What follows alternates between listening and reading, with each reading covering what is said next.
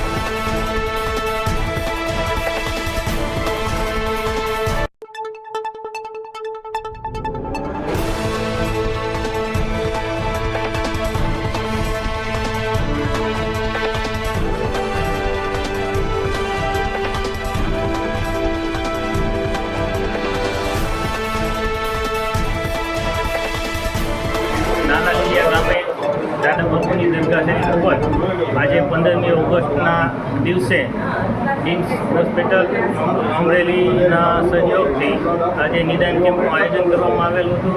તેમજ રક્તદાન કેમ્પ, વૃક્ષારોપણ સહિતના કાર્યક્રમો દાદા બાપુ દરગાહ પરિવાર અને અહેમદ બાપુની નિગેબાનીમાં કરવામાં આવેલ હતું. તે બદલ ગામ લોકો સહિતના લોકો અહીંયા આજે આજના દિવસે હાજર રહ્યા હતા. બોલો બધા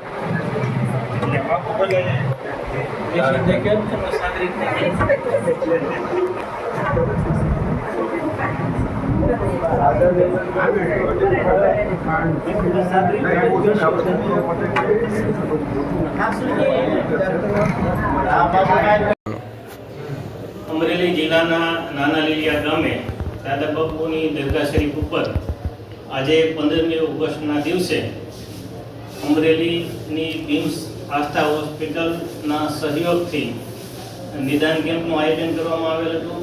તેમજ બ્લડ ડોનેશન અને વૃક્ષારોપણ સહિતના કાર્યક્રમો દાદા બાપુ દરગાહ પરિવાર વતી પીરે તરીકે અહેમદ અલી બાપુની નિગેબાનીમાં આયોજન કરવામાં આવેલ હતું.